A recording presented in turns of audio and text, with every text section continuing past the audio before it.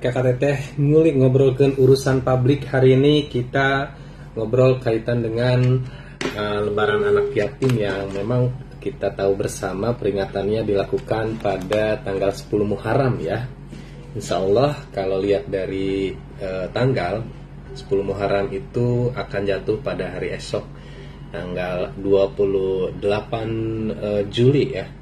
Dan mudah-mudahan yang punya niatan untuk menyantuni anak yatim di momentum besok ini diberikan kelancaran, karena waktunya tak pas ya asana hari Jumat, hari berkah kita disantu. Biasanya menyantuni anak yatim di hari Jumat, ini ada momen yang pas. Untuk mengetahui makna dan juga apa saja kira-kira kaitan dengan keutamaan dan cara merayakan di momentum Lebaran Yatim, di ujung telepon Mudofar sudah terhubung dengan Ketua LDNU atau Lembaga Dakwah Nahdlatul Ulama Kabupaten Pandeglang, Kiai Ajis Nurdin. Assalamualaikum Kiai. Waalaikumsalam warahmatullahi wabarakatuh. Sehat damang Kiai? Alhamdulillah sehat Kang. Alhamdulillah. Gimana? Alhamdulillah damang. Nuju ngopi sepertinya ini. Pagi-pagi itu yang enak lah, itu ngopi. Ngopinya, masya Allah. Kamu barijeng ayah gogodohna teh apa? Gogodoh, hai. Bari udun, mantep. Benar. Apalagi paniah aya nu ngabaturan, masya Allah.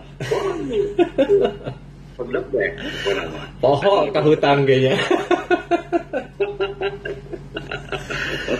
Baik, Kiai, kita lagi membahas kaitan dengan Lebaran anak yatim yang biasa kita selenggarakan di tanggal 10 Muharram ini. Karena memang bulan Muharram adalah bulan pertama di setiap kalender Hijriah.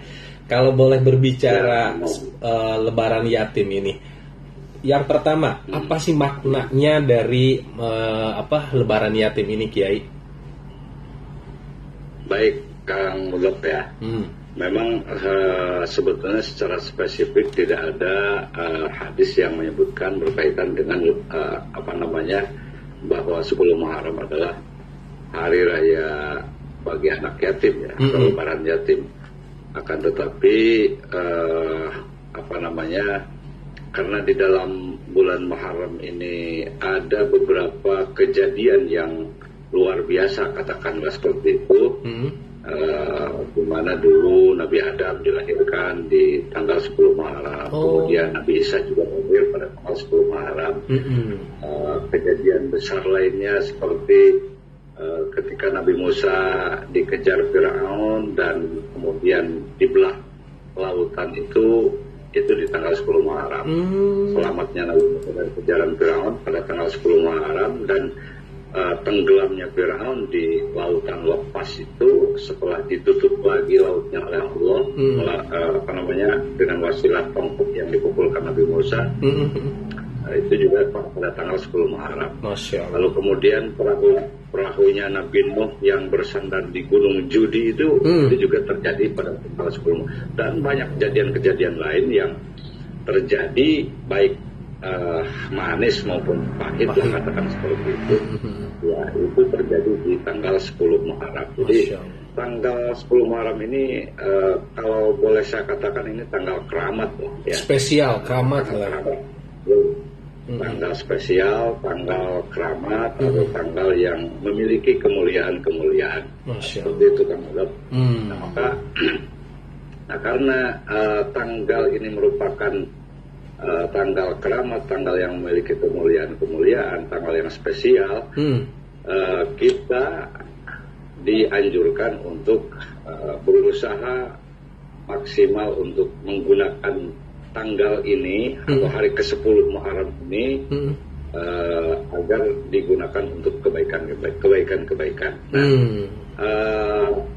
Ada salah satu hadis yang berkaitan dengan tanggal 10 Asyura ini, yaitu kita diperintah untuk melaksanakan puasa dan ausiah alal-iyal. Ausiah alal-iyal itu memberikan keluasan nafkah atau pemberian kepada keluarga. Nah, ini ini yang secara spesifik disebutkan di dalam hadis ya. Sementara menyantuni yatim itu kan merupakan kebaikan ya. Betul. Menyantuni yatim itu adalah merupakan kebaikan. Nah, momen tanggal 10 Muharram ini harus digunakan sebaik-baiknya bagi kita untuk berusaha, karena memang yatim ya, namanya yatim ya, tidak punya orang tua, gitu kan, tidak punya orang tua, mereka harus digembirakan hatinya, mereka harus dimuliakan, dibungahkeun hatena. Nah, karena jangan sampai hanya keluarga kita saja yang dimuliakan, sementara mereka yang tidak punya anak, yang tidak punya orang tua, kita abaikan. Nah, seperti itu. Gitu.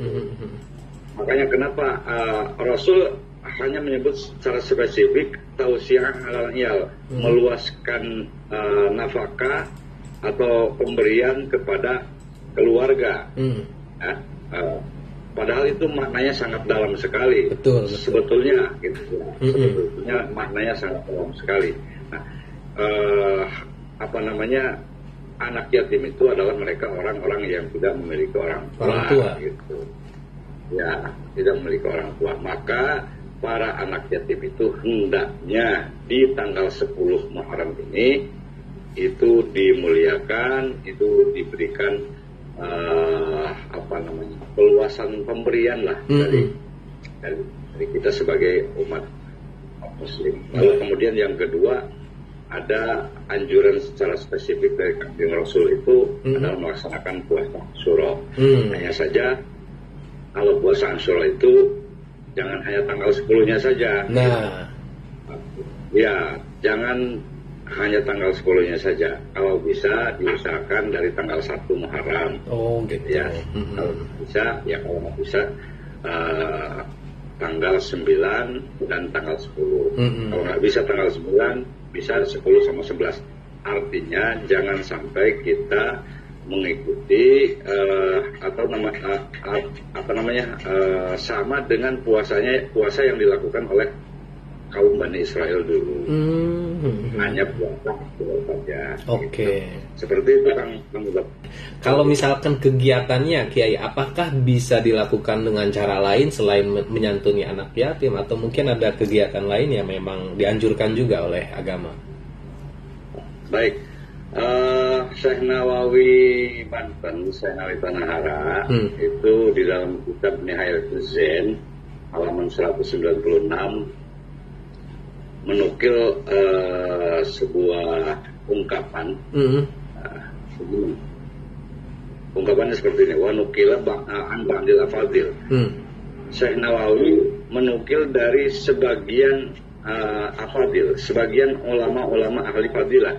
Ya. Afadil itu kan bentuk jama taksir dari kata dasar fadlun. Afadil itu artinya utama. Nah, afadil artinya, ba'dul afadil artinya adalah ulama-ulama yang memiliki keutamaan. Nah, boleh jadi mungkin para wali dan lain sebagainya ya. Seperti itu. Ulama-ulama ahli fadilah ini menyatakan ada 12 amaliyah. Ada 12 amaliyah yang bisa dilaksanakan pada tanggal 10 Muharram atau pada hari Asyura ini. Apa aja tuh Kiai? Apa aja? Nah, pasti Kang Odop ini penasaran kan? Iya. Nah, yang 12 itu yang pertama adalah sholat, dan yang utama untuk dilaksanakan adalah sholat tasbih. Tasbih. Kang Odop sudah belum nih? Sudah pernah melaksanakan belum nih? Iya. Tasbih nih. Ngadangu Kiai. Aduh, eta begoma. Jadi begini, sholat tasbih itu menurut Syekh Nawawi Tanahara, kalau bisa dilakukan tiap hari, lakukan tiap hari Kang Dok. Ya. Kalau nggak bisa tiap hari, usahakan 1 minggu sekali lah. Gitu. Kalau nggak bisa 1 minggu sekali. Aya jam spesial atau yang dianjurkan sholat tasbih ya Kiai? Bisa dilakukan di siang hari, bisa dilakukan di malam hari. Yang penting jangan setelah sholat asar atau setelah sholat subuh. Itu saja. Siap. Seperti itu. Nah, sholat tasbih ini kalau bisa dilaksanakan tiap hari ya lebih baik. Tiap hari. Kalau nggak bisa, kalau nggak bisa tiap hari, tiap minggu. Oke. Nggak bisa tiap minggu, tiap bulan. Nggak bisa tiap bulan, ya lah. Pun sekali mah. Ampun, burung sama sembul. Nah, kalau nggak bisa setahun sekali, saya Nawawi bilang begini, usahakan seumur hidup sekali. Masya Allah. Seumur hidup sekali laksanakan. Kalau nggak bisa seumur hidup sekali, ini Masya Allah. Masya Allah. Ya makanya saya Nawawi bilang begini, itu adalah ala takasulihi fil ibadah, menunjukkan bahwa orang itu adalah orang yang sebul, orang yang medul dalam melakukan ibadah kepada Allah. Masya Allah. Pemalas berarti kan dia. Iya. Jadi dia malas ibadah berarti kalau sama sekali tidak pernah melaksanakan sholat tasbih. Makanya dianjurkan kita melaksanakan sholat tasbih.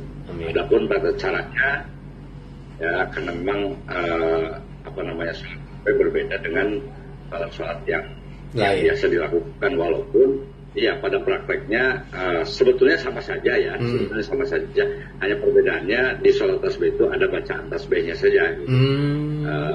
Setelah kita niat, kemudian membaca doa iftitah, membaca Fatihah, membaca surat, kita baca tasbih, kalimat tasbih subhanallah, alhamdulillah, wa la ilaha illallah, wallahu akbar sebanyak 15 kali. Nah, setelah baca surat itu. Ya, setelah baca surat itu baca tasbihnya 15 kali. 15 kali. Ya, kemudian 15 kali. Kemudian pada saat ruku kita baca tasbih lagi 10 kali. Oke. Bangun dari ruku namanya i'tidal, kita juga baca tasbih 10 kali. Kemudian sujud, sujud biasa subhana rabbiyal a'la wa bihamdi dibaca 3 kali, kemudian baca tasbih subhanallah alhamdulillah wala ilaha illallah wallahu akbar itu 10 kali. Duduk di antara 2 sujud setelah Rabbil firli baca lagi tasbih 10 kali. Sujud lagi baca lagi tasbih 10 kali. Bangun lagi ke atas atau sebelum bangun ke atas kan ada duduk istirahat tuh. Nah, di duduk istirahat itu dibaca lagi 10 kali. Baru berdiri lagi, baca Fatihah lagi, baca surat lagi, baca tasbih sampai selesai. Seperti itu. Jadi tiap rakaat itu dianjurkan bacaan tasbihnya ada 75 kali. Leres. Nah, dan itu dilaksanakan 4 rakaat. Kalau siang dilaksanakannya itu 4 rakaat berturut-turut, 4 rakaat berturut-turut tanpa ada tahiyat awal. Nah kalau malam itu dianjurkan untuk 2 rakaat saja. Lalu kemudian yang kedua itu puasa. Tadi sudah saya jelaskan tentang puasa karena memang ada hadis yang secara spesifik Rasul menyebutnya puasa hari Asyura. Lalu yang ketiga itu sedekah, Kang. Siap. Jadi nanti kalau Akang mau sedekah ke saya aja, Kang. Siap. Gitu. Jadi sedekah bentuknya bisa gimana aja, Kiai? Kalau kata tadi biasa di masyarakat kita kan mengenal adanya ngabubur suro. Ngabubur suro, ya betul. Ngabubur suro, aya nu ngauduh, aya nu ngabubur kan begitu masyarakat. Nah, itu sebetulnya itu juga bentuk sedekah yang dilakukan oleh masyarakat. Jadi biasanya ada semacam pengelola lah. Ada pengelolanya, ada panitianya. Mereka keliling ke rumah-rumah ngambil beras, ada yang ngasih 1 gelas, ada yang ngasih 1 liter dan lain sebagainya. Ada yang kacang-kacangan. Nah ini sebetulnya berkaca atau bercermin dari kejadian yang menimpa kaum Nabi Nuh ketika terjadi banjir bandang dulu kan. Ketika terjadi banjir bandang dan Nabi Nuh dan kaumnya hampir kehabisan bekal di perjalanan, maka Nabi Nuh kemudian meminta para pengikutnya untuk mengumpulkan sisa-sisa makanan yang masih ada. Ada yang ada yang ngasih kacang sair, ada yang ngasih beras dan lain sebagainya. Kemudian yang dikumpulkan makanan, sisa-sisa makanan yang dikumpulkan Nabi Nuh itu dibikin bubur. Nah, sekarang ada istilah ngabubur suro pada tanggal 10 Muharram. Baik. Itu sebetulnya cerminnya dari Nabi Nuh alaihissalam, mengikuti cara Nabi Nuh alaihissalam. Ini termasuk sodakoh ya? Iya, ini juga bentuk sodakoh. Sodakoh itu gak mesti kecil, besar, yang penting ikhlas, kan begitu. Betul. laras. Gitu. Jadi sodakoh itu apa saja yang bisa kita lakukan. Ya. Kita lakukan, kita berikan. Mampunya dengan materi, ya materi lah, gitu kan. Mampunya dengan tenaga, ya berikanlah tenaga. Gitu. Gak sanggup tenaga, bisa berdoa, ya berdoa, karena doa juga sodakoh. Laras. Lalu kemudian doa juga sudah tidak bisa, tapi masih bisa ketawa kan. masih bisa tersenyum. Ya, senyumlah, karena tabassum kali akhika sodakoh. Senyummu terhadap adalah juga sodakoh. Nah, bahaya namun senyum sorangan Mak Kiai, tapi nanya. Iya, membahayakan dia gitu. Iya. Ngomong surat seri sorangan, tak pikiran. Baik, dilanjut Kiai. Oke, itu yang ketiga ya. Nah, lalu yang keempat yang bisa dilakukan juga adalah i'adatul marid, menengok orang yang sakit. Oke. Menengok orang sakit itu dianjurkan di tanggal 10 Muharram ini. Lalu kemudian mashhur yatim. Nah, ini berkaitan dengan lebaran yatim tadi nih. Gitu. Mashhur yatim, mengusap kepala anak yatim. Oke. Ya, dalam arti kontekstualnya begini. Dalam arti kontekstualnya mengusap yatim itu artinya kita mengasihi yatim gitu, mengasihi yatim, menyantuni yatim, memuliakan yatim. Karena memang memuliakan yatim itu sangat dianjurkan. Siap. Ya, sangat dianjurkan oleh agama. Allah sendiri di dalam Al-Quran kan menyebut, jika kamu ingin tahu orang yang mendustakan agama, mereka adalah orang-orang yang menghardik anak yatim. Masya Allah.